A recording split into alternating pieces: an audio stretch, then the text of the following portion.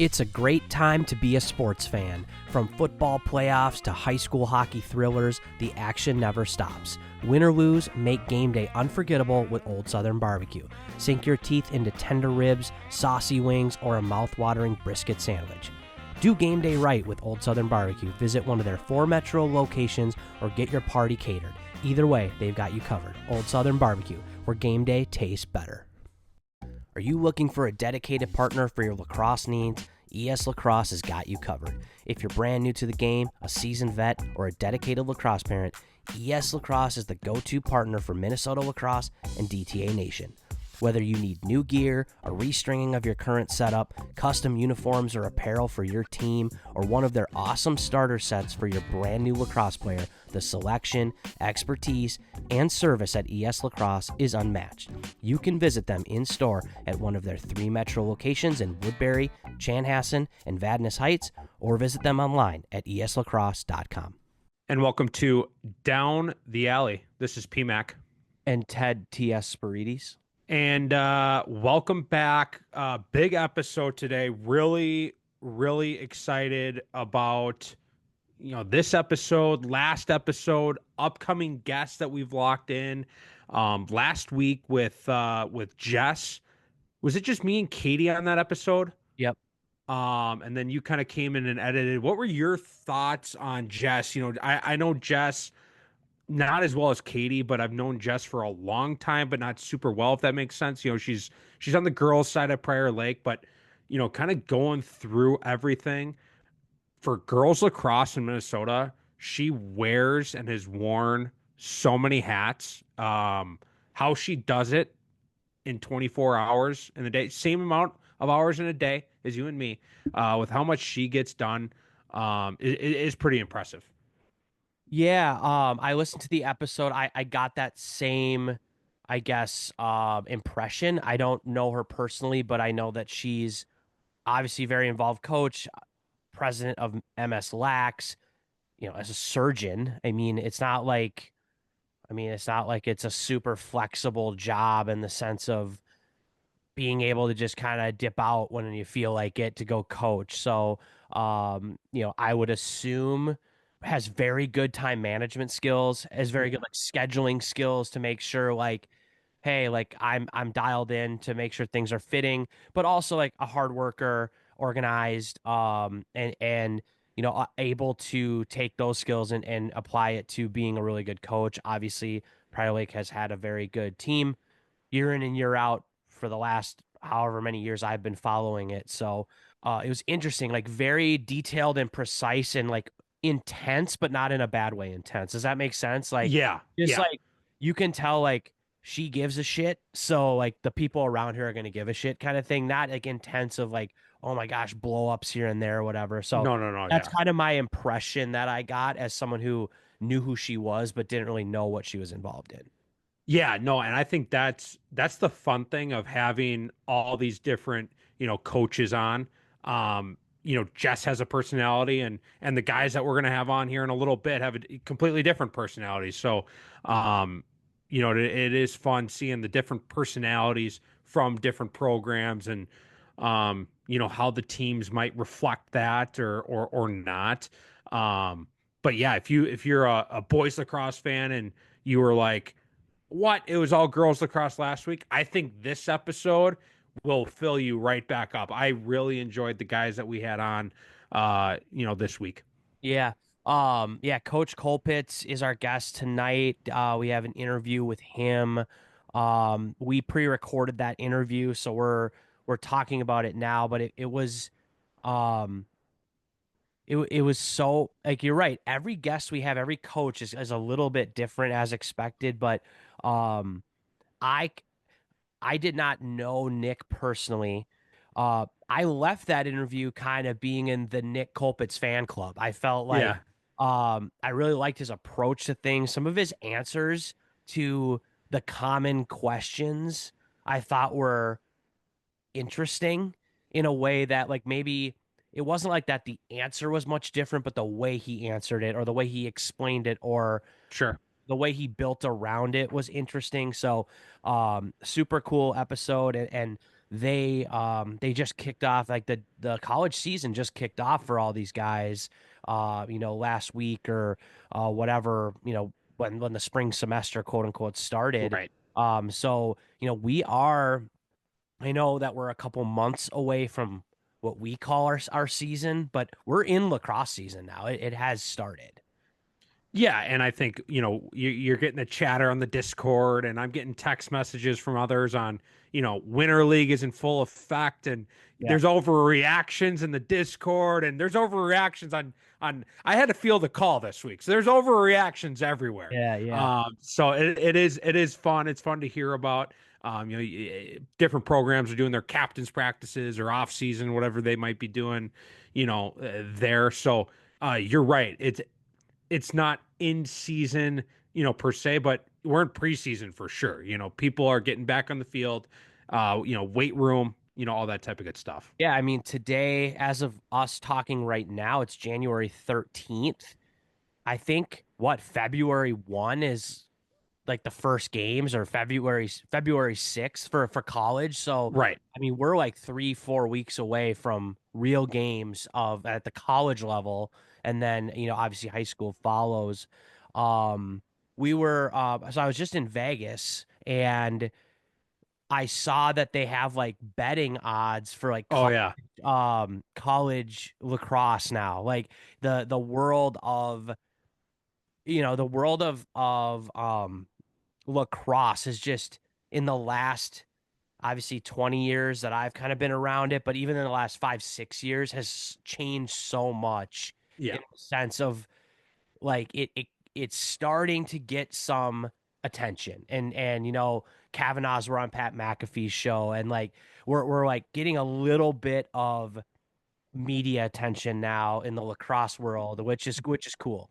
Barstool had a clip last week. I don't know if you saw it. Maybe it was even this weekend.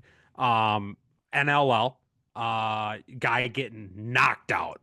Okay, I did not see it, but yeah, no. So like it's cool that and we have a long way to go to become sort of a mainstream sport. I would say I don't know if it will ever get there or not, but um, it's kind of cool to see like people talking about lacrosse now that it's getting going, and um, high school lacrosse probably still has a long way to go too, um, but yeah, it's just cool to see that like you can bet in Vegas on, Syracuse to win the national championship or something. Like I don't know if that maybe it's always been available in Vegas because Maybe, you can yeah. bet on anything there, right? But that it's like kind of like in the open. I know there's probably mixed feelings about sports betting and whether that's good or So bad. do you have a future? Do you I have a don't have a future on future. Q's? No, I don't have a future. I was thinking about And it. I'm not talking about like your personal life. I'm talking about the bet. The bet. Oh Do you no, got no, a no. future bet? No, I'm just I did. chirping. I thought about it. I'm like, oh, that'd be kind of fun to do, but I just it didn't work out. But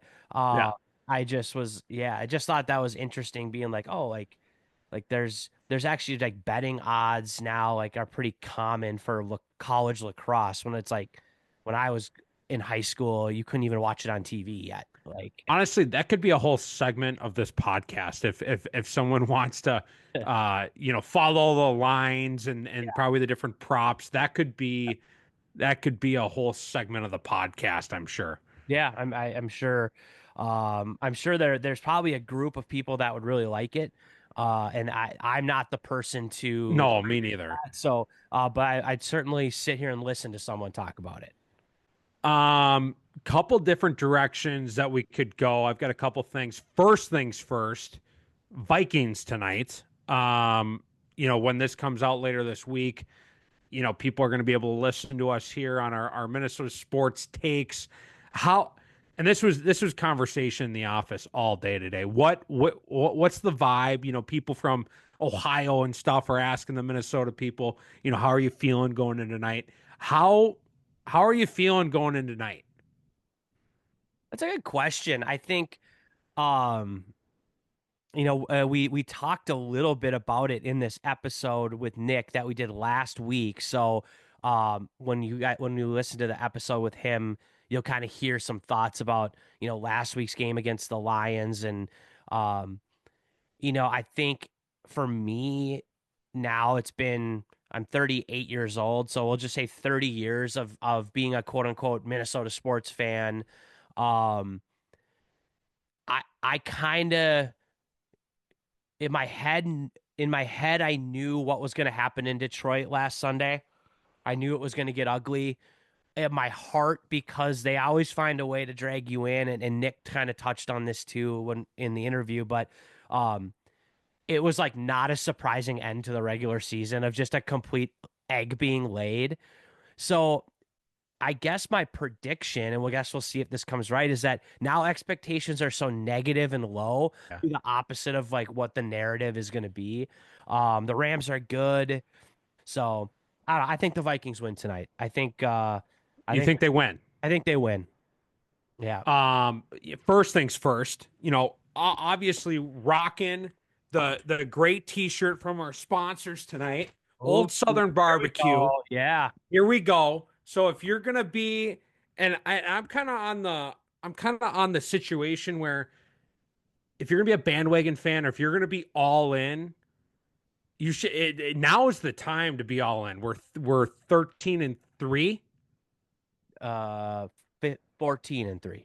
14-3. Like we're 14-3. So if you're not excited, if you're not hosting or you're not going to the football parties now, when are you going to? Like we're 14-3. Yeah. Um I'm all in. I'm sucked in. I kind of hate it, Yep. but you have to be.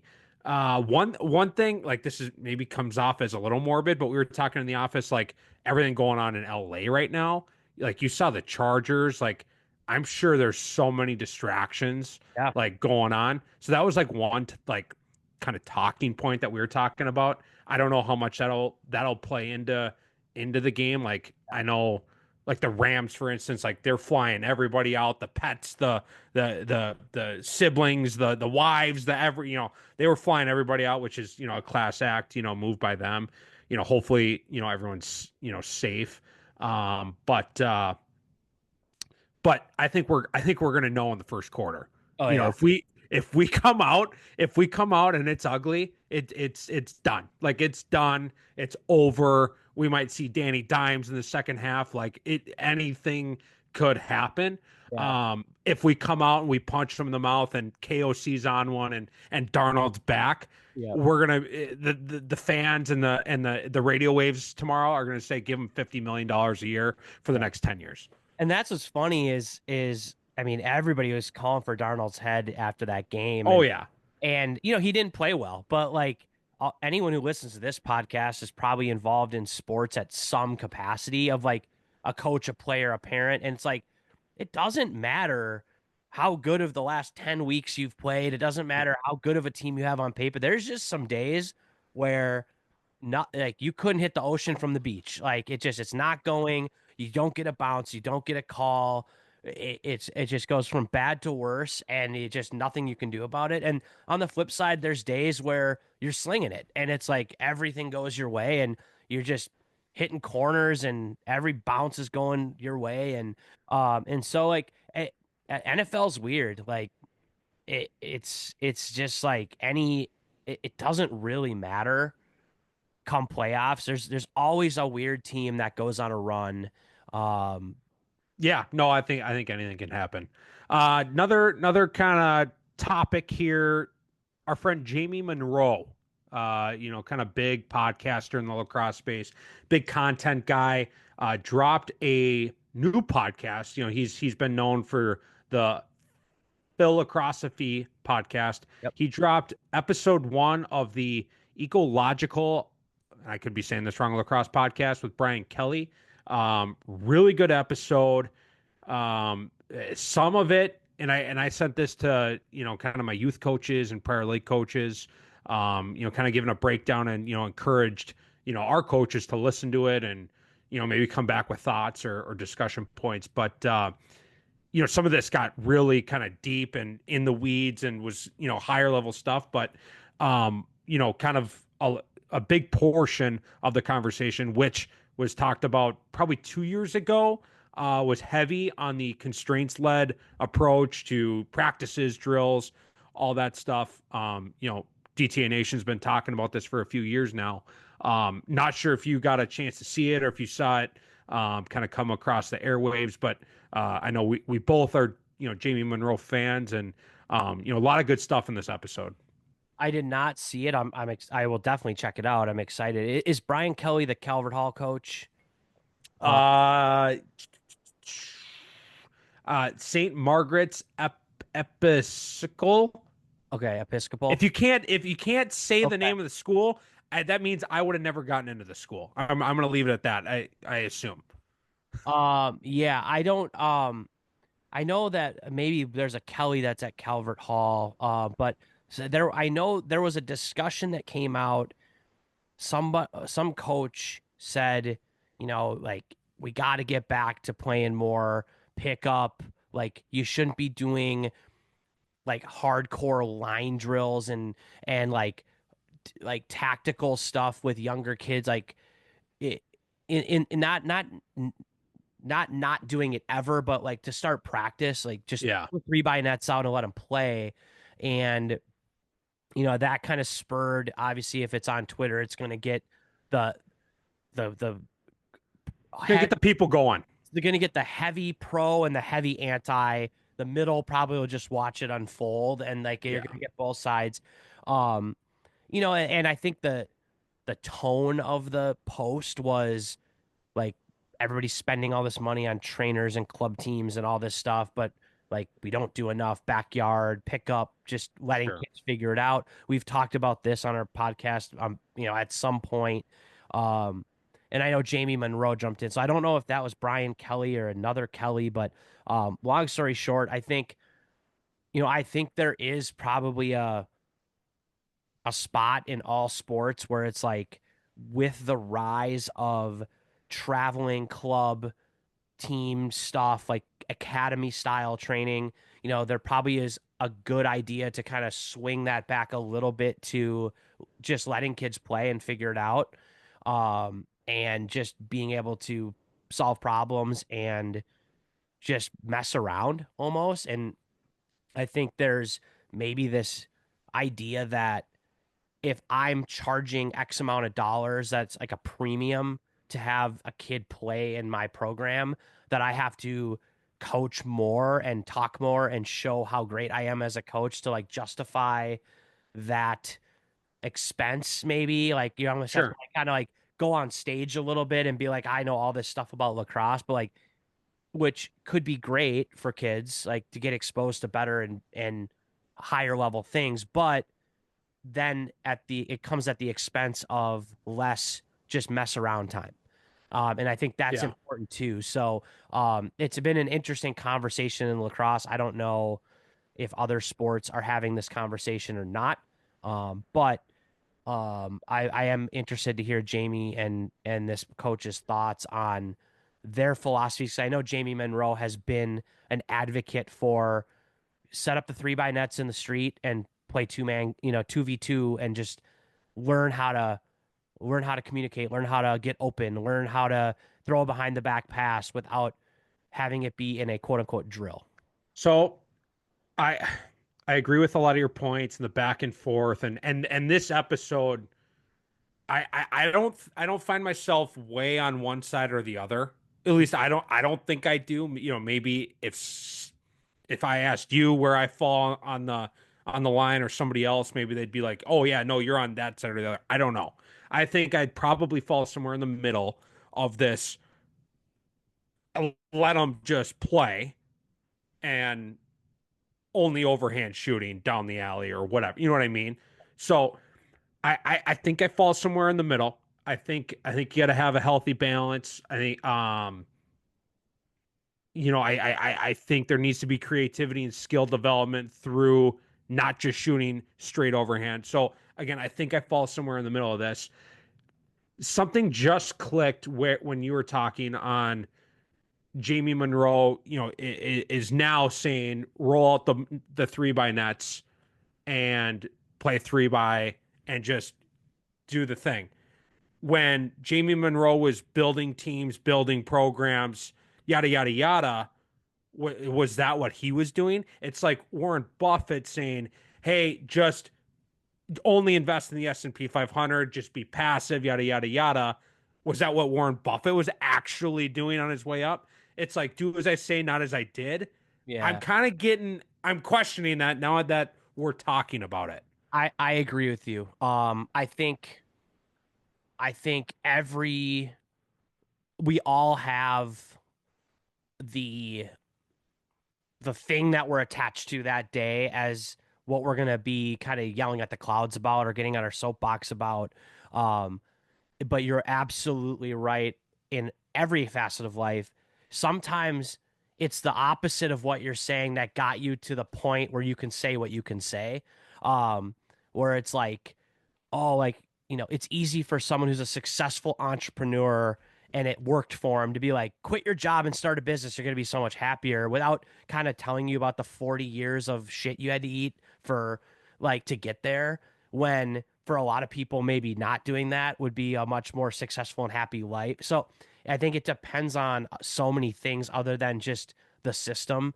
And I know we've joked because a lot of people have I've heard a lot of people come up to you and be like, "What's the Prior Lake system? Like, can you teach us how to implement the Prior Lake system because you guys win and it works?"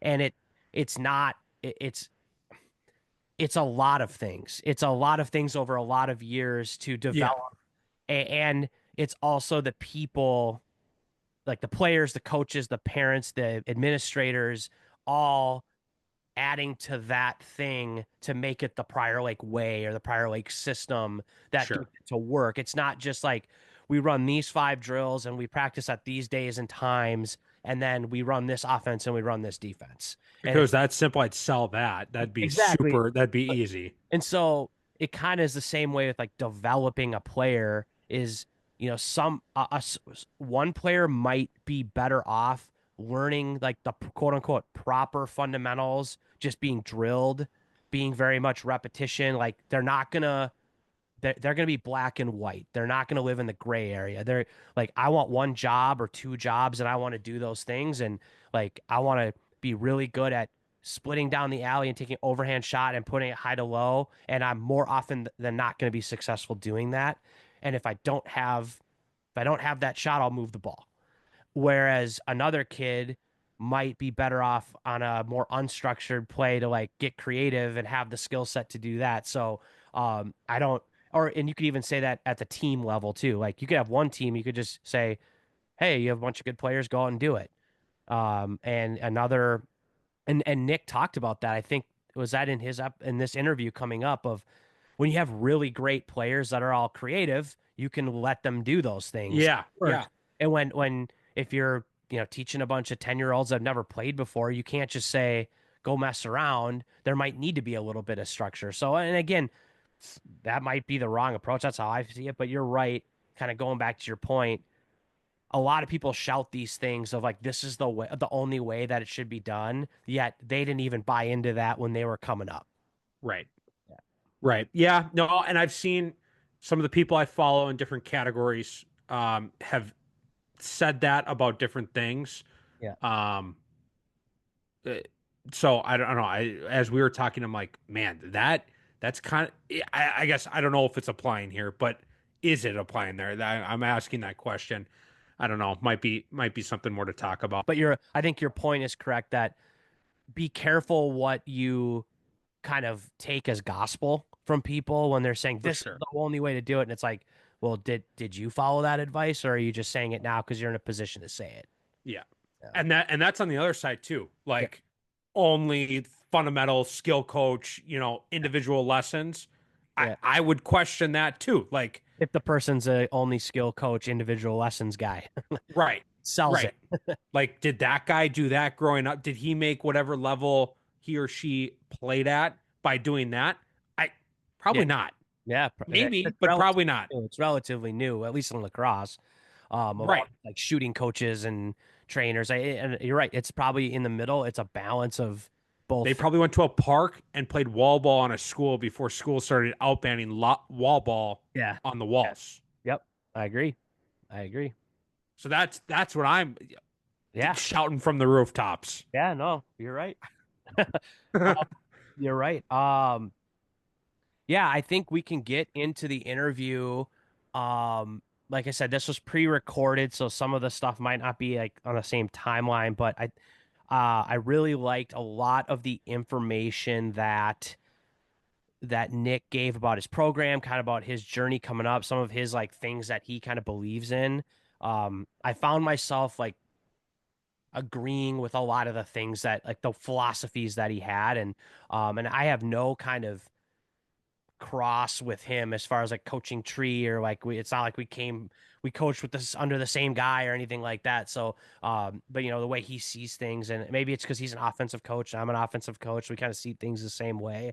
But really cool interview. And yeah, hope you enjoy it. It's a great time to be a sports fan. From football playoffs to high school hockey thrillers, the action never stops. Win or lose, make game day unforgettable with Old Southern Barbecue. Sink your teeth into tender ribs, saucy wings, or a mouth-watering brisket sandwich. Do game day right with Old Southern Barbecue. Visit one of their 4 metro locations or get your party catered. Either way, they've got you covered. Old Southern Barbecue, where game day tastes better. Are you looking for a dedicated partner for your lacrosse needs? ES Lacrosse has got you covered. If you're brand new to the game, a seasoned vet, or a dedicated lacrosse parent, ES Lacrosse is the go-to partner for Minnesota lacrosse and DTA Nation. Whether you need new gear, a restringing of your current setup, custom uniforms or apparel for your team, or one of their awesome starter sets for your brand new lacrosse player, the selection, expertise, and service at ES Lacrosse is unmatched. You can visit them in store at one of their 3 metro locations in Woodbury, Chanhassen, and Vadnais Heights, or visit them online at eslacrosse.com. And joining us on this episode, we've got a Minnesota guy, head coach of the university or Queens University, uh, alumni of University of St. Thomas, former offensive coordinator there before making stops at Wingate and Jacksonville, and obviously now at Queens. Nik Colpitts, welcome to Down the Alley.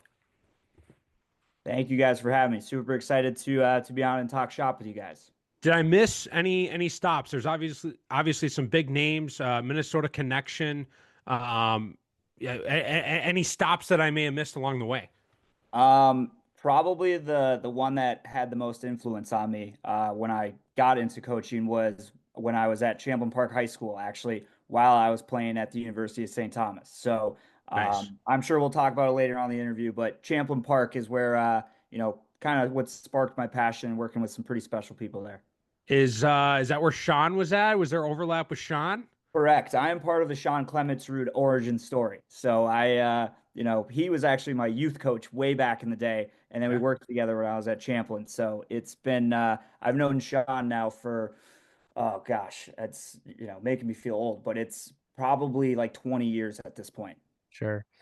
Yeah, So that's Sean was the was kind of the connection to get us kind of linked up to do this. And we just had an episode with him and Rob Horn about just talking about sort of Minnesota lacrosse teams history and like some of these great teams over the years. And I'm sure when you dive into kind of your background, your Totino Grace Eagles came up, and it was mentioned that 2010 team that was really good. And so yeah, like having a Minnesota player now doing big things in the college game. We're really excited to have you on, and I'm sure you'll touch on all those stops along the way.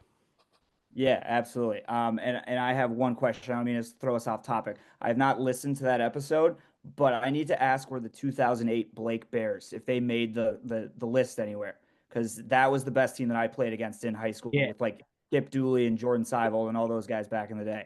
I was gonna say, were they the state champions that year? Yeah, they were Yeah. unbelievable. so it kind of started as we were gonna rank kind of where like top 10 of all time, and that became a little difficult. Yeah. So we just kind of ran through, basically started in 2007, like the first year MSHSL, and just Mhm. ran through every champion, and then made a few notables that weren't champions. But I think, yeah, I mean, we talked for a while about the 2008 Blake team, mainly because Rob was there with us. But Yeah. I think all of us kind of felt like Kip Dooley, like even today, would be the best player or one of the best players on the field. So we talked about that team quite a bit. Yeah, yeah, that was. I remember being a sophomore. I think that was my first year playing varsity lacrosse, and back then it was private school conference, so it was like Totino Grace, Holy Angels, Benilde St. Margaret's, Blake. We were all in a conference, and playing that team, I was just like, they're playing a different sport than us right now. Like this Yeah. is insane. Yeah. Well, speaking about kind of the you and the throwback days, you want to jump in? How did you get introduced to the game? Did you have a family member? Did you have a neighbor? What did it look like? Kind of back when you started. For sure. I think probably similar to a lot of Minnesotans back, especially when I started playing, it was just something to do over the summertime when you weren't playing hockey. My family has a background of playing hockey. I think I was putting on skates when I was 3 in the backyard with my dad and grandpa. But it just came to a point where, I was playing hockey in the wintertime and, over the summertime for the most part, but just wanted to do something else just so I didn't burn out and played baseball.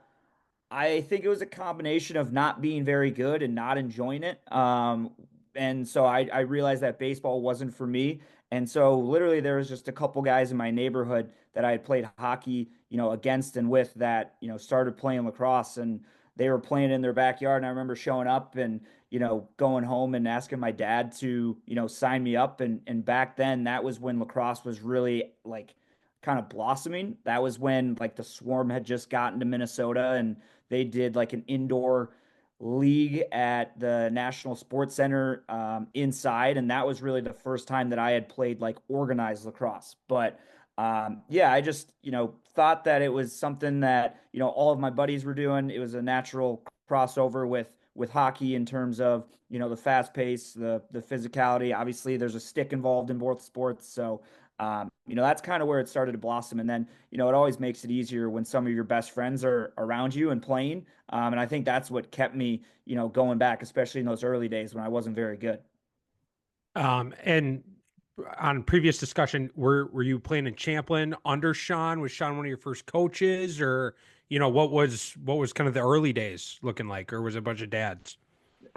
So and I'll probably talk on it a lot this episode, is like I've been extremely blessed with the people that I have come into contact just by being a part of, this sport. And Sean is one of those, but another one is Eric Bohr. So Eric Bohr and Sean were both basically my first youth lacrosse coaches. So I grew up in Brooklyn Park and Champlin and Brooklyn Park kind of, you know, go into Champlin Park High School, but there was no Champlin Lacrosse Association. It was the Northwest Lacrosse Club. So that is what I, started playing youth under. And so Eric was our, head coach, and then Sean was our defensive coach, and that was, I think, 7th grade. I think that was my first year ever playing, and I remember, going to practice at some random park, and Eric, who was our head coach, would come, to practice in his painting gear because he was a painter when he was back home over college. So he'd have paint all over him. And then Sean would show up to practice driving like an hour and a half from Hastings all the way to Brooklyn Park. And, I look back on it now and think like, those guys were really committed to like, helping us and just really love the game. For someone like Sean to get in a car and drive almost over an hour to go coach a 7th and 8th grade lacrosse practice, like that is something that I will always be grateful for because he certainly could have found easier work, probably much closer to his house. That topic has come up in the DTA discords, text messages behind the scenes after Sean. I don't know. Sean's been, Sean's a fan and a multi, guest on Yeah. DTA. When that story came on DTA, that one took DTA Nation by waves when everyone found out. Okay, where's Champlin Park? Where's Hastings? People are doing Google mapping it. That's pretty lunatic. The refs were even like, yeah, this guy's crazy. Well, I think the worst part of it was it's not like we were practicing on Saturday mornings. We were practicing on like Wednesdays at like probably 6 p.m. So he's going through the heart of rush hour traffic trying to get there. So like I said, whatever they were paying him, I don't know what the booster club at the NWLC was paying him, but it certainly wasn't enough. I hope he got a gas card at least. After youth, it sounded like you were in maybe the private school conference. From youth to high school. Where do you end up at high school? And it sounds like maybe you got beat up by Blake a couple times. I don't know. I'm making assumptions here. Yeah. So, obviously I was kind of always a hockey player first, especially, in middle school, like where, I wanted to, go to play college hockey. And that was kind of what I was, trying to set up my future for. So, Champlin Park, there was a kind of a culture at the time where, players would kind of go to private schools after their middle school ages. So a lot of my friends ended up at Breck. A couple of my, friends ended up at Totino Grace. And from a financial standpoint and a family standpoint, Totino Grace made a lot of sense for us as a family. My older brother went there, and again, had family friends who had kids that were going through there. So I made the decision to go to Totino, and that again, I'm gonna say it again, like incredibly lucky with just the people that I interacted with, especially in lacrosse during that time. I don't know if you guys have had Justin Hoban on, and to me, he is probably one of the most influential people, not only from a lacrosse standpoint, but just in my life. I think in high school, he played a big role in molding me, not only as a lacrosse player, but just as a person. And I've actually taken the way that he made me feel as a player and tried to replicate that everywhere I've gone. Because I just think he did such a great job with connecting with our team and everything there. So played at Totino. We took our lumps really early on. I think a bunch of us sophomores made the team when we were, going into that season. I think there was 23 sophomores on the varsity team. I think we won 2 games, and I think our junior year we won 3 games. So in our sophomore and in junior year, we won a total of 5 games. And I still remember vividly to this day going to tryouts our senior year, and it was at the National Sports Center. We were at tryouts. Tryouts kind of like ended, and me and Giuseppe Palermo were in the parking lot, and we looked at each other and we're like, I still don't think we're very good. Like I'm worried like we're gonna be bad again. And we probably sat in the parking lot for like an hour talking about like I just don't know. And then we go on to go to the state championship, and it's I think just showed me and again looking back on my experiences, like we were just all really close and we all played together for a long time. And sometimes those are a lethal combo. And obviously with a little luck, we had a pretty special senior year. Lost to Benilde in the state championship, so that's why I give Sean trash still for going to the dark side, I call it. But I look past it, and now Palermo is at Benilde too, so I'm just like I can't win. And then did you go right to St. Thomas, during the era, UST, championship winning program year in, year out. If I remember correctly, they were going on runs kind of during your era. Did you go right there? Did that championship run continue? Were you part of some of those? So I decided to go to St. Thomas my senior year. I think back, first of all, I was not a Division One caliber player when I was, in high school. Like I was not getting recruited to some of those schools. So a lot of the other interests that I got from colleges were kind of local Midwest D3 schools. And none of that really kind of, none of those places felt like home when I visited. So I knew that, the University of St. Thomas was a really strong program. I think being at Totino, there was a lot of connection between Totino Grace and, the St. Thomas lacrosse program. So just speaking with, Coach Hoban was a St. Thomas alum. Some of our assistants at the time were St. Thomas players. They spoke really highly about their experience there. So I decided to go there after I graduated because basically back then it was like you either went and played Division One on the East Coast or you went to Duluth or St. Thomas. And I guess St. John's back then as well. But for me, I was always kind of a city kid. I liked living in the city. So yeah, went to St. Thomas and lost in the national championship my freshman year. Was fortunate enough to win 2 national championships my sophomore and junior year. and then unfortunately our season ended in the Final Four my senior year. So again, enjoyed my time there. Was able to get coached by Rob Horn, who he may have been a club lacrosse coach, but he's one of the smartest lacrosse coaches that I've been around, whether it's Division I, high school, Division II or III. So just really fortunate again for the people that I kind of crossed paths with during that time as well. Did you at St. Thomas, did you play with JP Fisher? Was he part of your group or were you after him or before him? I think he was a freshman when I was a senior. Okay. But I then coached at St. Thomas after I had graduated. So I think I worked a little bit more with JP as a kind of coach player relationship there. OG DTA host. No longer with us, but I think he still listens from time to time. I'll get texts from him every once in a while, but I know he'll love the UST talk right now. Yeah. What was that transition from player to coach? Was that right away? Was there a delay? Were you coaching, kind of during high school, college at all? What was your transition like from player to coach? Well, I think it starts back when I like first got an opportunity to coach, and that was when I was a freshman in college. Eric Bohr went on to be the head coach at Champlain Park High School, and Sean had also kind of joined him at Champlain Park. So just having a relationship with them and being a college kid who needed some extra money, they're like, "Do you want to coach the JV team?" And I was like, "Yeah, sure, I'd love to do that." I was driving from St. Paul to Champlain every day, and then driving back to St. Paul to go to practice at 10 p.m. at night. So, I started coaching JV lacrosse when I was a freshman in college, and then went to my second year there and I was a sophomore and they promoted me to the offensive coordinator. And, I think that was the year that made me want to try to pursue this as a profession.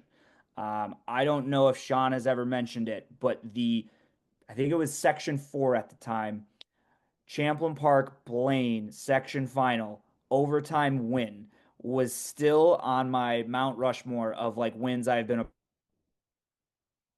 So we won that game in overtime, and we went into the state tournament. And I remember it was one of those where the state tournament was in the South Metro, and we had to get on a bus at like 8 a.m., go play an 11 a.m. game in like Chanhassen. We were fortunate enough to win that game.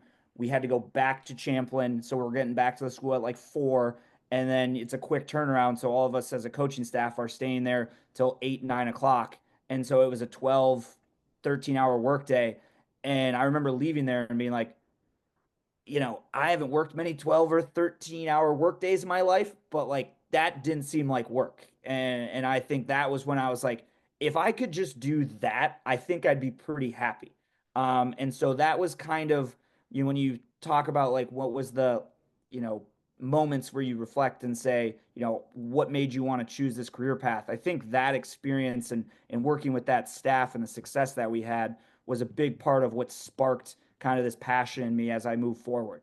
And so, long story short, to get back to your original question, I knew that the only way to really coach was at the collegiate level. At least that's how I perceived it back then. So I had reached out to Brian Gross, who is now the head coach at St. Thomas, and said, "Hey, like, I'll work there. I'll work for free. You don't have to pay me anything." I didn't negotiate very well on that end.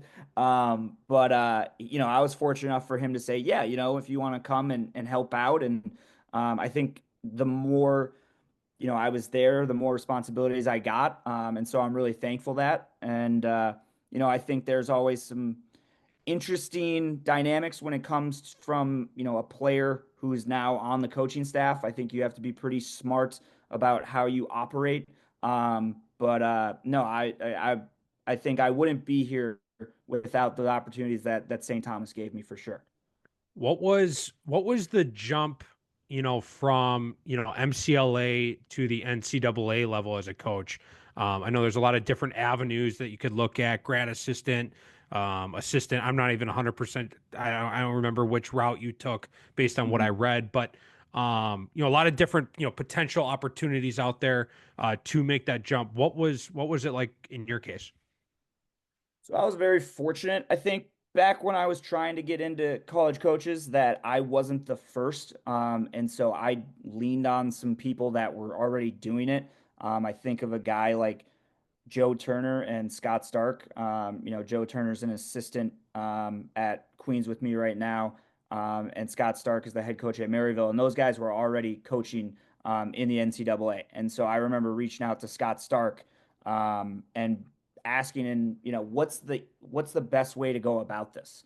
And the advice that I got from him was, pursue the graduate assistant route because you're going to know whether or not you want to coach or continue coaching after those 2 years. And if you decide at the end of the day that it is not for you, get a master's degree out of it in whatever program you want to go into. So those are kind of the opportunities that I looked at, and was pretty lucky to get the opportunity I did at Wingate to be a GA there for 2 years before kind of moving into a more solidified assistant role. But yeah, that was kind of the way that I got my foot in the door. Was Vadovnik there at Wingate while you were there? Yeah, so I think Adam came in my second year. So he came to a prospect day my first year there, and was on the team from the rest of the time that I was there. Him and Reese Orman, those are two of my most favorite guys that I coached pretty much in my entire career. They're great kids. Yeah, two guys that had stellar college careers too. And we like to celebrate, Minnesota lacrosse just and those two guys specifically, like I mean they had like all-American type years. They might have been multiple year all-Americans at Wingate. And so two big names for sure. So shout out to those guys. Question from the fans. Sam Turner is wondering, as you made that jump from MCLA now to D1, do you still use some of the same strategies, that maybe you were using with Sam Turner? I'd like to say yes, but unfortunately, as I'm sure you guys know, the game is always evolving and always changing. And so, I think some of the drills maybe are similar, but I'm always looking back on what I'm doing and how I can continue to stay with the times. So, I just I'm thinking about some of the stuff we did at St. Thomas, and I will be honest with you, it's really fun to coach guys who are really good, and I think that's what we had, especially on our 2016 team. I think at the time we were number one in scoring offense in the MCLA, and like if you talk to anyone, we didn't have like an offense. We had rules, and we harped on those rules, and we just said, hey, play together and take advantage of opportunities and. Sometimes it's really easy to coach when you have really good players. Is that like, as an offensive coach, the best? Like, hey, we're gonna roll out the buckets. You guys know the rules. I'm gonna sit back and see what the boys do today. Yeah, and I think, talking about, and I'm just going back to my time at Jacksonville, a lot of, the success we had there from, when I got there, we were 7-7 to, the last year I was there, we were 14-3 and had a lot of success.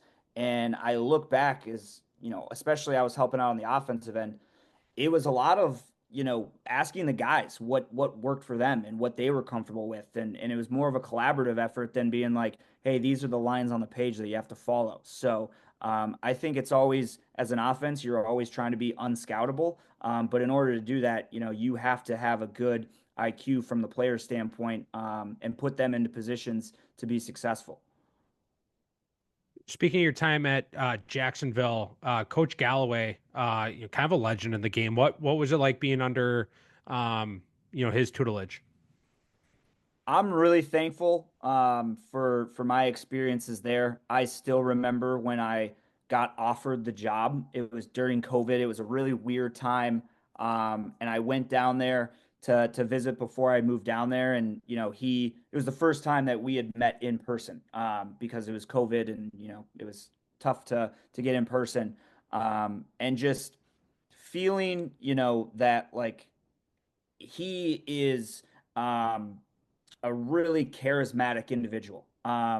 He is one of the best orators that I've ever been around. Like the way he can communicate really complex things, to me was really intimidating at first, but at the same time made me want to look to myself and figure out how I can continue to elevate my own game as a coach. Because essentially, at the end of the day, what our jobs are is just really good communicators, of a lot of different things. And I think he did that at a really high level. So, he was a guy that, you know, put a lot of work on his own plate and trusted me with the things that I was responsible for. And I'm just really thankful for that run that we had, because it was a pretty memorable experience.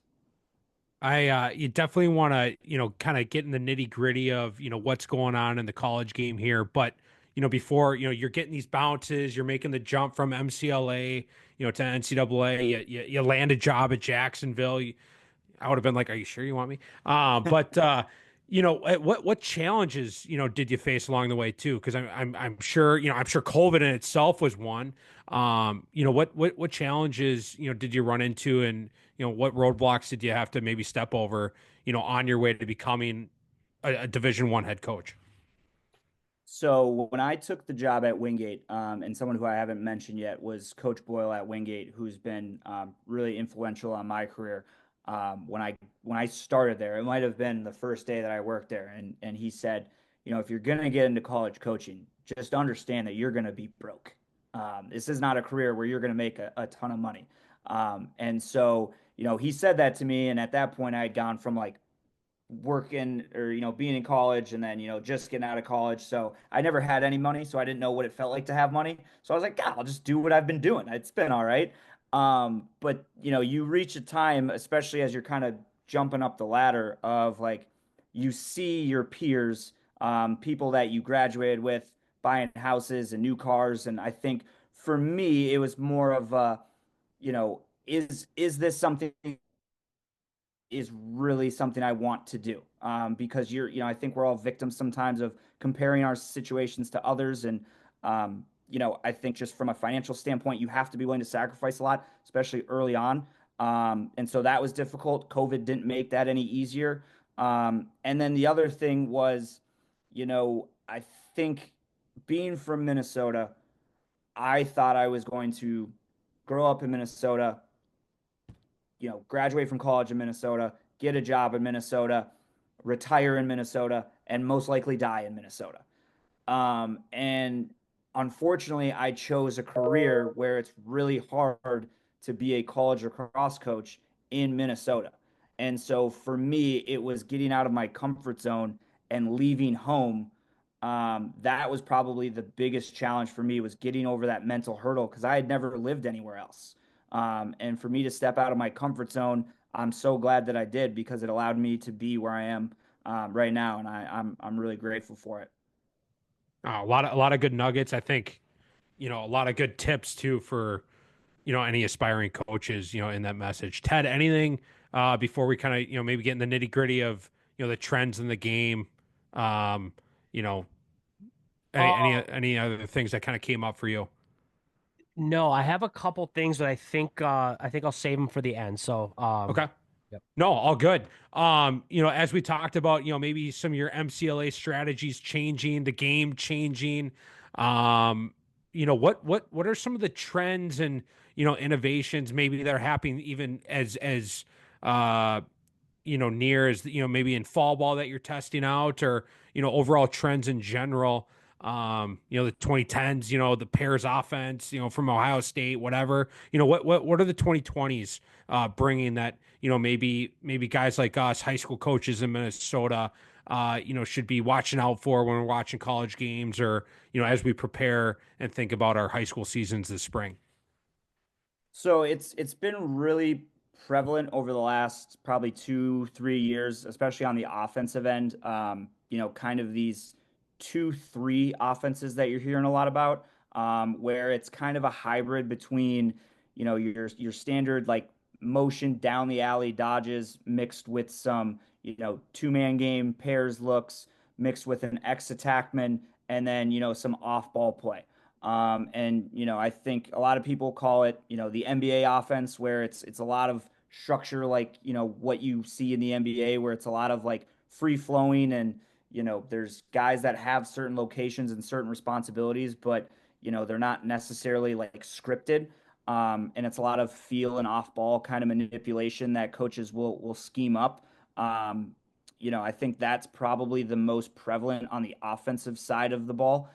Just because, again, I think to be a really good offense, you have to be unpredictable in some facet. I think it's really easy as a coach to turn on a tape of a team that we're about to play, and it's, a very like, all right, he's going to dodge down the alley, and then we're going to pop behind, and then the backside's going to go to the crease, and, so on and so forth. So just having a lot of versatility in what you're able to do, I think is pretty common. And just the idea of, especially on the offensive end, being a positionless offense. So, having midfielders who are able to dodge behind the cage, having attackmen who are able to dodge from up top and from the wing. The thing that I tell a lot of our guys is, we try to make it so the only difference between a midfielder and an attackman is just their riding responsibilities, like where they go once the ball is on the ground, or where where we need to go when there's a turnover.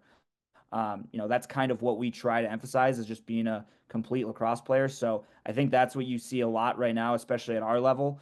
And then there's some other things too that I think the return of the two-way midi is coming back. I think about a team in our conference like Utah, and those guys are playing defense and transitioning to offense. I know Duke, that's something that they do. When I was at Jacksonville, that's something that we did as well. I think the more dangerous you can be, especially in those first 15 to 20 seconds of a shot clock, once you get over the midline, that's where your offense goes from scoring 12 a game to scoring 16 to 17 a game. And so those are kind of the two big ones that I'm seeing, with the more and more tape that I'm watching as I'm getting ready for the season. I do have a question. This might be a little too in the weeds, so we don't have to spend a ton of time on it, but you touched on it. So positionless offense is something that we've been hearing a lot more about, kind of that box field sort of hybrid offense.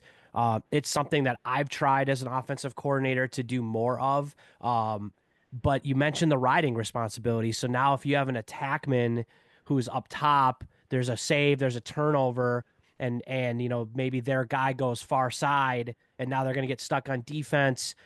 um how do you deal with that? Do you just have to say like, hey, everybody needs to know all this stuff, and just say like, if you want to be on the field, whether you're an attackman or midi, you have to know how to play defense and how to ride? Or is there a scheme that you use to get guys off the field?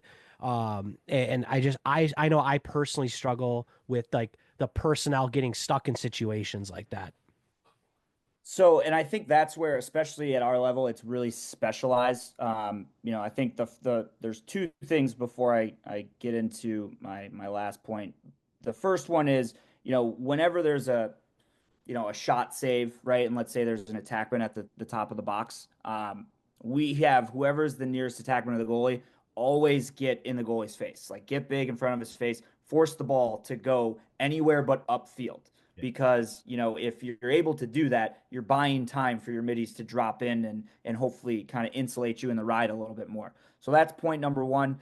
We do have a call that if, there's an attackman who's, high up on our offense and there's a turnover at the top of the box, like, yeah, he's going to have to go in and play a little bit of defense. But where I think it's a little different for our level is most of the times, when there are breakdowns like that happen, it's the opposing team's D personnel that's transitioning to offense, right? And most of the teams we play do whatever they can to sub those guys off so that they can have their offense come out onto the field. And so we talk about an idea a lot of the time is you ride to sub, right? If you're an offensive player, sometimes you're going to have to ride and then just sub off with your guy, because chances are that those guys are going to sub off the field too. So I think it's something that obviously you want to try to avoid. You don't want many attackmen stuck on defense, but it does happen, and you just got to have layers to make sure it doesn't kill you. Sure. Sure. No, I appreciate that. We also have the the fun all three middies bailing at one time on the ride, and then it's a 6-on-3 going the other way. So just was interested to hear your thoughts. I didn't mean to interrupt your points, but no, I appreciate that. No, and trust me, we still have guys who do that too. And trust me, it's still is an issue for us. That's good to know. Um, anything defensively, that pops out to you, and if you don't, I guess my one question would be, how has the shot clock at the collegiate level affected, maybe some D schematic things? Because in my head, if I was a player during the shot clock era as a defenseman or a D coordinator, I would love the shot clock because it's like, hey, we're gonna play really good defense for this set amount of time, and if we do that, we get the ball and we win. You know what I mean? Yeah. Defensively, I think a lot of the things that you see are just how teams defend, whether it's a single invert behind with a short stick, being trapped behind the net, or a big little. There's 1,000 different ways now to play that. Where if there's a big little situation behind the net, as opposed to sending both guys back there, you just have the guy who's covering the picker stand above the crease and be the automatic slide guy. And that hopefully kind of eliminates the confusion on where you're going to come from. And so there's a lot of stuff in that area that I think has changed a lot since I've started coaching. It's a lot more common now that as alley dodges are coming down, let's say the righty alley, that teams are going out and pressing out on the X attackman. So as opposed to having them sit kind of on that near pipe, going out and pressing out on that to take away that forward outlet. That's something that Just messes up with their rhythm. Even yeah, no, I love that. Yeah, I think for me, like I think it just you as a defense are trying to dictate where you want the ball to go. I think if you take away the forward outlet, there are only two options. He's either got to roll back or throw through, or he's got to square up and redodge again. And so just things like that have been, things that I've kind of picked up while I was at Jacksonville, and obviously, things that we're trying to implement at Queens as well. Back to your big little. I guess I don't have a hard and fast rule.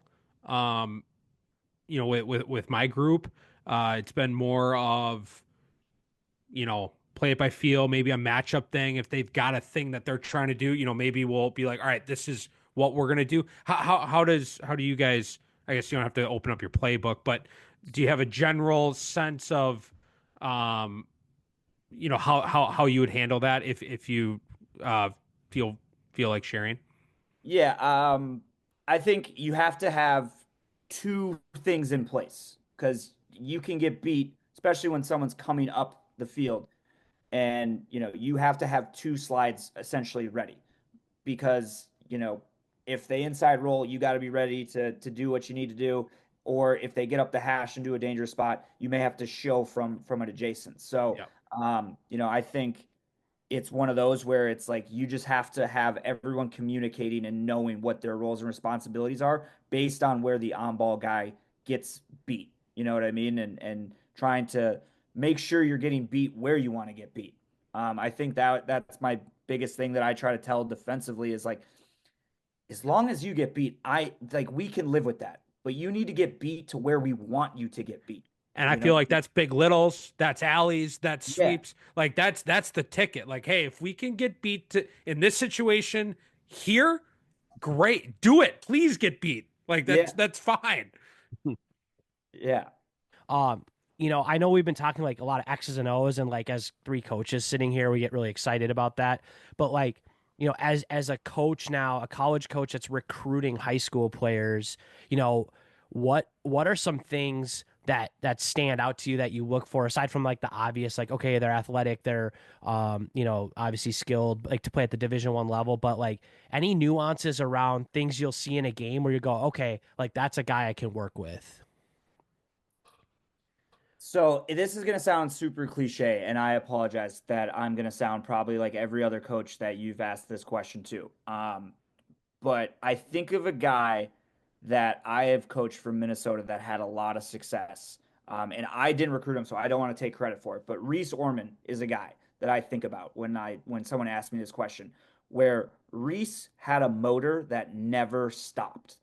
And I think that is, if I could have, and I'm gonna send this to Reese. It's probably the nicest thing I've ever said about the kid. I'm gonna send this podcast to him. But if I could have 55 guys with the level of compete and motor that he had, like we're gonna be pretty good.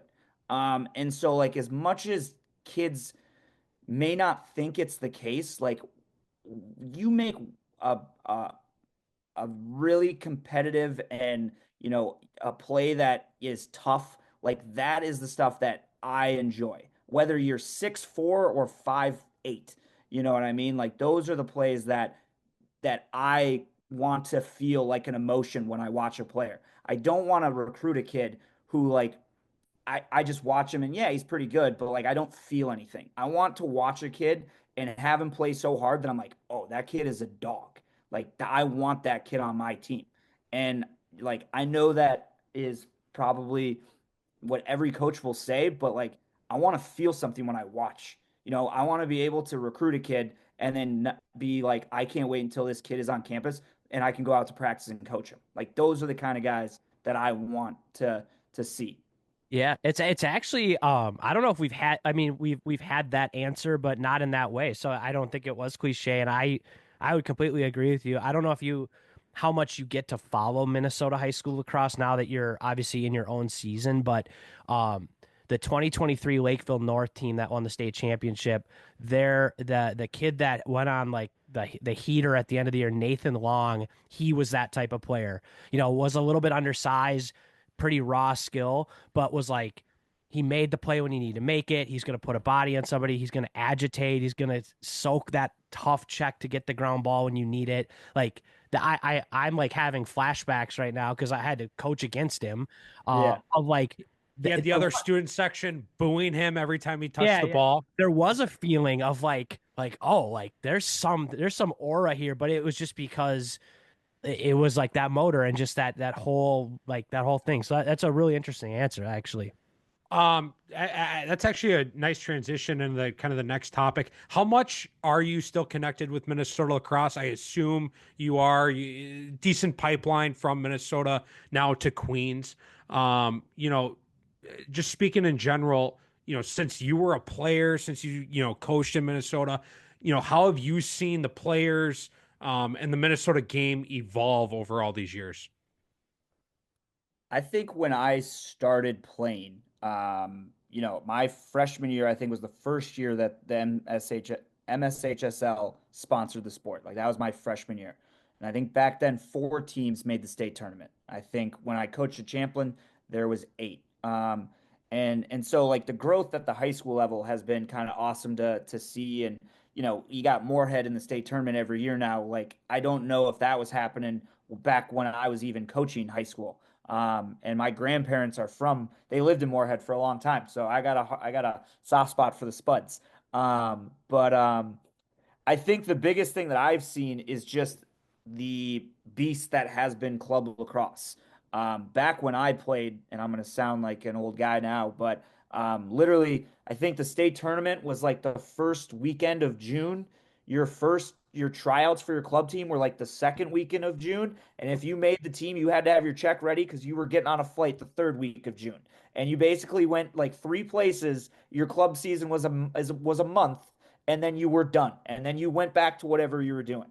Where now it's like, you got fall events, you got summer events, you got, I am a purist, I think, I loved, and you can talk to Justin Hoban about this if you ever get him on, we always love the club teams where everyone's wearing their high school helmet.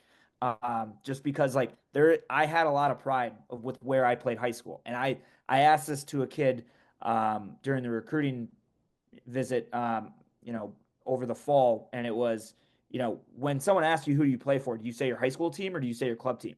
Because I'm curious, like how guys identify themselves now. Because back when I played, it was always your high school, but now it seems more and more like it's your club. And I think that's just been the biggest difference from what I've seen over the past couple of years. I wonder if that depends on like what high school you're at too, versus what club you're at. That's a good question. Like I wonder what our players would, Yeah. say to that question. That's a Yeah, I good mean, I question. guess it might be different if you're, if you're a first year program versus if you're at Calvert Hall or something like that. Right. Yeah. Yeah. Yeah, like I think a guy who plays at Benilde, like I'm just using the example Yeah. from Minnesota, was like, yeah, I play at Benilde, where you have a guy who's from, I don't want to disrespect anyone, but a Yeah. guy co-op or whatever, like not they might respond differently. Yeah. Yeah. Interesting question though, for sure. As you meet these Minnesota players and see them against, other players around the country, what makes the Minnesota players stand out? Is there a vibe? Is there a style of play, that kind of differentiates us versus, maybe some other parts of the country? I think just the toughness factor. A lot of Minnesota lacrosse players are guys who play either football or hockey or have some background in that. And I think those two sports translate really well to lacrosse because there is a little bit more of a grit that guys have. And so, I think the knock on Minnesota lacrosse players since, I've gotten into this is, just the stick skills sometimes or the IQ of maybe some of those off ball things from an offensive defensive standpoint are always things that we look to try to improve when they get to campus. But from an athleticism standpoint, that's always the number one thing I think that sticks out. So that's kind of what I would say. And yeah, you kind of jumped ahead on things that we can improve. And since you already gave your answer, I think the one thing that Ted and I continue to say, I don't know if it's been the last year, if it's been longer than that, but I feel like when we see some other teams, as we go around the circuit, it's shooting. I feel like the Utah team, for example, that we saw play even a month ago, they had some dudes who shot the ball like I haven't seen our players do. Is that something you've seen in general with Minnesota players? Is there something we can do? Is there a drill? Is there a drill we can do, or is it just we need to shoot more?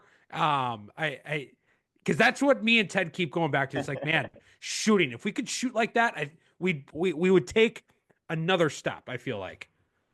So I don't know if I have a theory, and I've come up with this I'm theory all on the ears. spot. So I could be 100% incorrect. And I hate to blame it on the winters, but I may blame it on the winters, where I think some guys, especially on the East Coast, where especially up north, winters may be a little bit more mild. Down where we are in North Carolina, down in Florida, like those guys have access to the field every single day if they wanted to. Where in Minnesota, we didn't have that luxury. There are some guys that have God-given ability to shoot the ball, but like shooting's a lot like a golf swing, right? You have to continue to work on it, otherwise you'll lose it. And something that we challenge our guys on our team is you should shoot 120 shots a day. 120, whether it's a Monday or a Sunday. You should find time on your own to shoot 120 shots a day.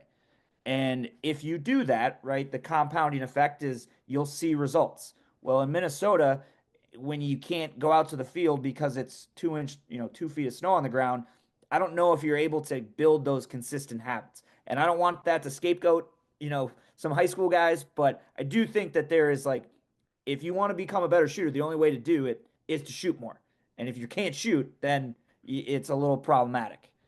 And we don't have to dive too deep into this, but that's kind of another topic that we have talked about is like the West Coast taking off.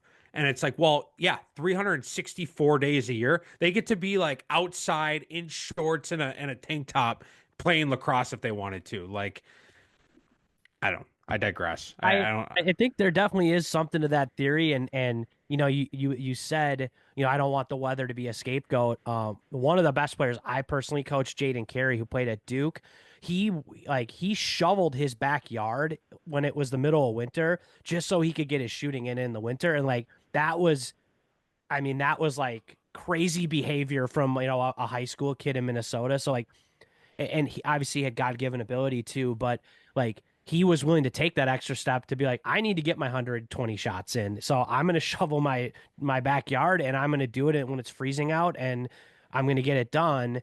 And he ended up being one of the best players that I've ever seen. So there is something to that. You're right. It's like and I told a story about this other kid that came up, like, how do I get better at left-handed shooting? And I said, buy a bucket of balls and shoot with your left hand. He's like, well, other than that, I'm like, well, I wouldn't be a coach. I'd be selling you that thing and I'd make a lot more money. So, but so yeah, I think you're right. Like weather is a factor, but you got to find a way somehow. Yeah, and I think just off that, like those are the guys that have success at the college level. The guys that genuinely love the sport and love to go to the field and shoot or work on their game. Like I was talking with Coach Turner because I was telling him I was on this podcast tonight and we were talking and one of the questions I think that we you know brought up was, what do Minnesota high school kids need to hear? And I think we talked about it, and I'm going to give him credit here because he said it, was that I think the high school season in Minnesota gives lacrosse players a false hope of what a college lacrosse season is, where it's April to June, and that's really it. And yeah, you have some teams that maybe will do some stuff in the fall, but it's maybe once or twice a week. And then, they're doing their club stuff, but they're practicing maybe once or twice a week and playing 5 or 6 games throughout the weekend.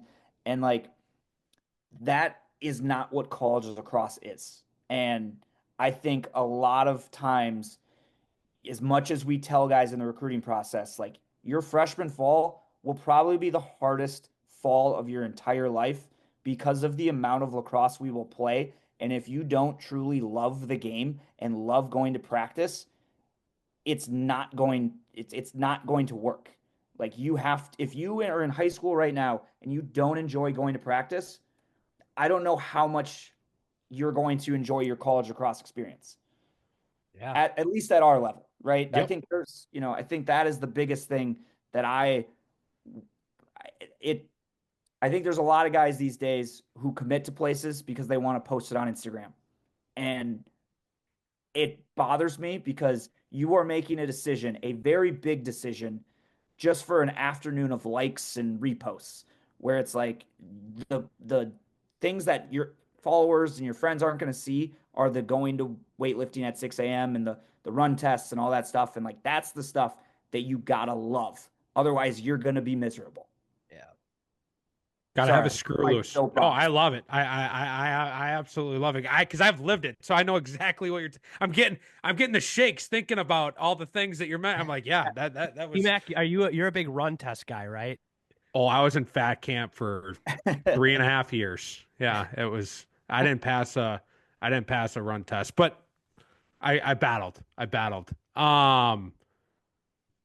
Where was I gonna even go with this? Uh oh, yes. So based on because you're 100% correct. You're 100% correct. The false hope, the programming, how it's structured, how the system is set up to not really prepare them for college lacrosse. Other sports might be better. I don't know. Is there any tweaks? Is there any adjustments that we could make or try to make or start steering towards to prepare them better? I think it's just being honest with the kids. And I don't think anyone's doing it maliciously, but like, you know, it's explaining to them what the day to day is, as opposed to being like, hey, you should play Division 1 lacrosse because you're really good. That's there's much more to it than that. It's are you committed to what it's going to take? Because you can go play really competitive lacrosse. I did it in the MCLA. And so I think it's, having an honest conversation with the kid and asking him like, this is what it entails. And if you're signing up for it, then yeah, I support the decision, but not kind of and I'm as a Division 1 head coach, like I guess I'm kind of the benefactor sometimes of it is, guys have the Division 1 or bust mentality. and there's just so many more places to play other than Division 1 and have a great college experience that it doesn't need to be that. Um, I was asking that kind of reminded me. I was asking one of our seniors about his transition from high school to college, and I said, "Well, what was that like?" Right? Because I played in the MCLA. I don't know what it's like physically to play high school and then go to a Division 1 practice and play. Like I don't have that luxury. And he said, "Coach, as a freshman, it's like playing in your hardest high school game, and that's practice, and it's every day." Hmm. And I was like, wow, that makes a lot of sense to me. Um, and so credit to Logan Murray for giving me that insight on his end. Yeah, I'm gonna start using that, I think. If Yeah, people that's ask good. me. No, it's a good perspective for sure. A lot of good nuggets there. I don't really know how to transition out of that, so I'm just going to. Ted, I know you maybe had a couple things you were sitting on before I've got another couple fan questions I can get to after. A lot Yeah, of fans of Colpitts. yeah, I got two things. These are just little things. First of all, I love the Queens Lacrosse logo. We talk a lot about logos a lot on like just in general because I love them personally. I know PMAC does too. Um, and it just fantastic logo. So shout out to your branding team there. And then the other one the previous episode that we just did, we asked a coach, do you have any catchphrases? Like if you asked your players, like if I went to your players and said like, oh, like give me like what do they always say? Like do you have one that they'd be like, oh, he always says that to me? Uh, I'd like to say I do, but none of them are coming off the dome right now. I think just something that I do before every team meeting that we start, and some other places do this too, where I'll walk in and as we're about to start the team meeting, I'll say lock in, and then everyone kind of responds back locked in, and that's kind of our way to like start every meeting. But you'd have to ask our guys. I'm sure there's something. I will say that again, I try to be very mindful of my communication and how I am orating to our guys. And I have listened back to podcasts that I've done and found myself saying, and yeah, and so I'm always trying to be mindful of that because I've heard people speak and it's been distracting to me. And so if I can eliminate that from my own vocabulary, I think I'll hopefully be a little bit more engaging to our guys. Yeah, it is crazy listening to yourself back. When we started this podcast, some of those first episodes, it was just like, whoa, oh my gosh, like I'm a terrible speaker and you get better as you do it. But it is being mindful of those things. But yeah, I just thought it was an interesting question that came up from the last interview of being like, what's the catchphrase? Because I know I have one that my players would say. But it's like it's a question I'm going to ask every coach now. Yeah. Well, I'll put that into our group chat, Yeah, and we'll connect offline, and I'll tell you what they came up with. sounds good. Speaking of group chat, Sam Kepner has got a few for you. All right, let's hear it. Um, First one, ask him what's the greatest dynasty no one has ever heard of. This is a Twitter trending topic that I try to bring to the forefront of the nation is St. Thomas Lacrosse is the greatest dynasty that no one's ever heard of. And I want a t-shirt that says that. I think one of the proudest moments I had when I worked at Jacksonville was I gave Coach Galloway a St. Thomas Lacrosse sweatshirt. And so now every time he wears it, he sends me a picture of him in it. That's great. It is a great dynasty. You can't argue it. What's it like to be a Vikes fan behind enemy lines? Probably not great this week. So I think one of your questions that you sent beforehand that I was kind of just glossing over was like, how has my Minnesota roots formed my perspective as a coach? And I think a lot of my sports fandom and the teams that I root for being from Minnesota have just jaded me beyond belief of thinking that anything at any point could possibly go wrong.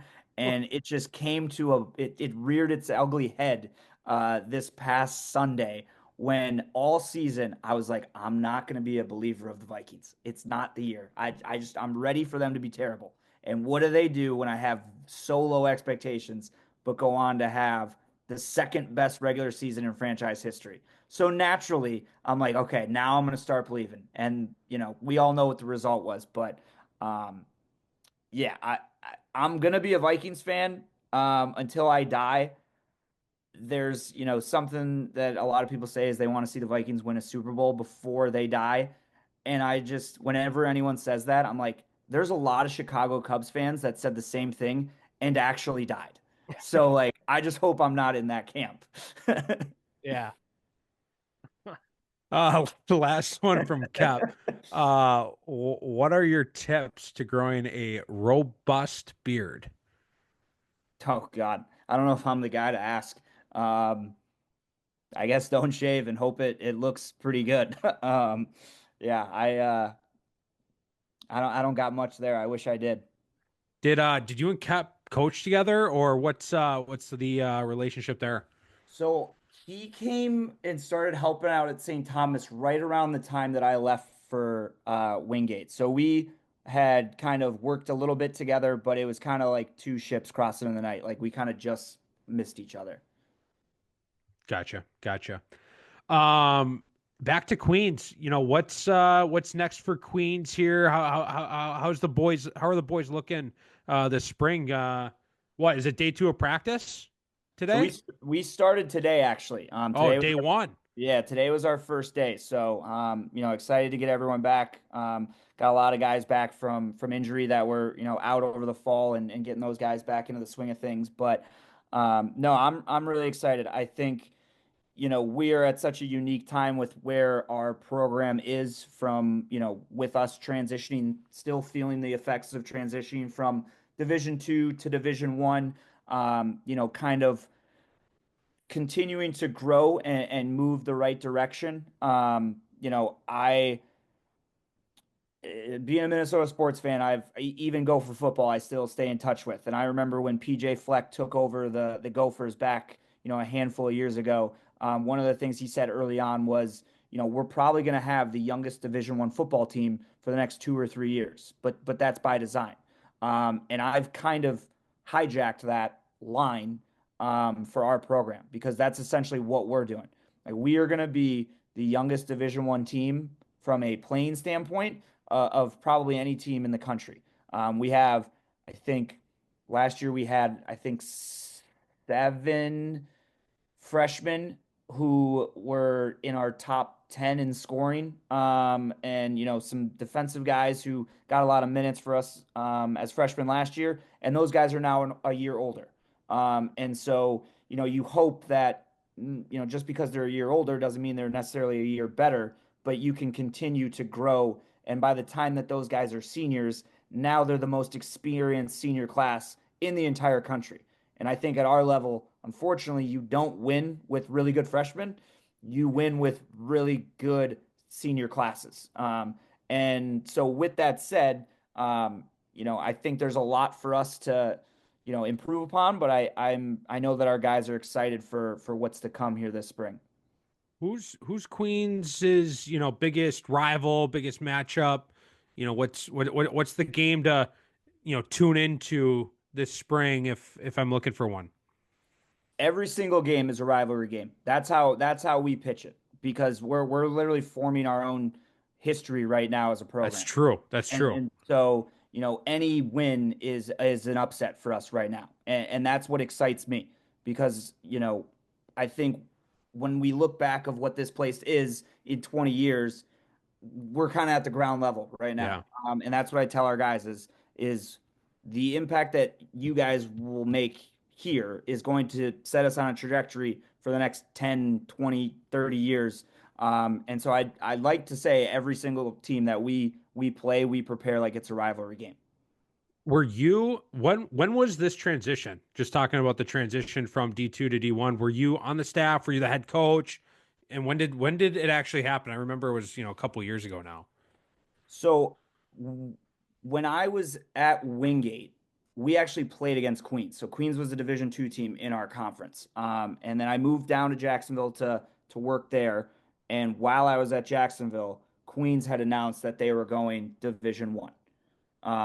And so they announced in May of 2022 that they were going Division One that um, that fall. So like 3 months before they made that complete transition. And I was fortunate with the timing that an assistant coaching job opened up at Queens, and I just think like I enjoyed my time in Florida, but I'm not a Florida guy. Like I really liked living in Charlotte, in North Carolina. And when the job opened up, I was like, that's where I want to be because it's a great city. I think there's a lot of potential, not only for a lacrosse program, but as an institution. And so I was really excited about, you know, getting the opportunity to come as an assistant that first year at Division One. And then after that first year, our head coach stepped away just to pursue some other things, and the job opened up, and I was shot my shot as the kids would say, and the rest is kind of history. Very cool. Very cool. If you've listened before, not sure if you have, our last question every episode is, what is your alley? This could be something you're passionate about on the field, off the field, could be a today thing, this week thing, could be a lifelong thing. You can take it as serious or not serious as you want. Can kind of go any direction you want, but we kind of end every episode with, what is your alley? I think my alley is, I knew this question was coming, and it's a tough one because I think my biggest thing is always looking at things from all facets and figuring out if there's anything I can use to bring back to our players. Whether that's a podcast I've listened to, whether it's a sweet movie scene that I can share in film to get the guys riled up, like it's always like watching things through a coach's lens and seeing what I can experience in my own life to bring to my players. That's kind of what I would say. I don't know if that makes much sense, but No, it makes a lot of sense. I'm going to ask you a question based off that. Looking through everything with that lens, does it just ruin watching all sports? Like, it's like I like watching the Vikings, I like watching the Wild, but it's like I'm not actually. I don't feel like I'm ever enjoying it, if that makes sense. Or even a lacrosse game. Even a yeah. lacrosse game, I can't just sit back and watch a lacrosse game for fun.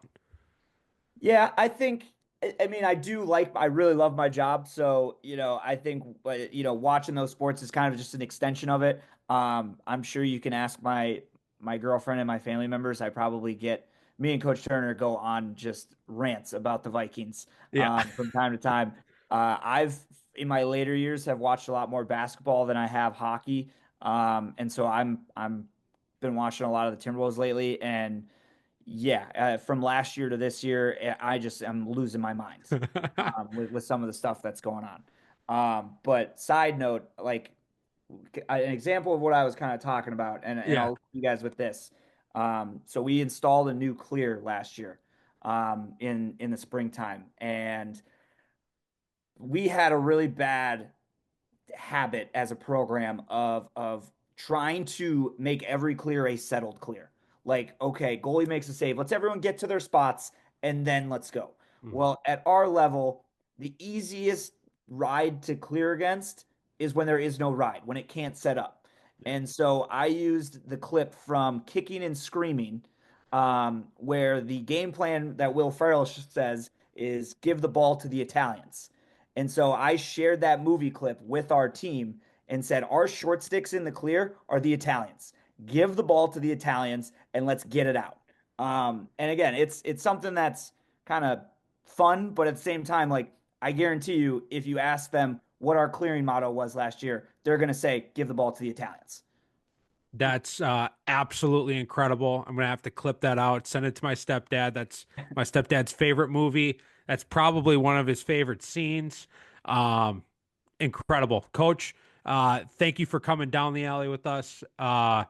Good luck this season, and I really appreciate your time and your insight and everything that we were able to cover here over the last hour. Yeah, thank you guys so much. And I said it to Ted over a text, but the stuff that you guys do for especially the high school kids, I wish that this was around because I know if I was in high school, I'd be listening to every single episode and trying to hear about what they think of our team and talking about some of our, the guys that I played with. So I appreciate, the effort that you guys put in and anytime you guys will have me, I'd love to hop on. Hey, we'd love to have you back. Maybe even do a mid-season, check in and yeah, no, appreciate the tire pump. Yeah, absolutely. Well, have a good night. I'm gonna go watch the Timberwolves.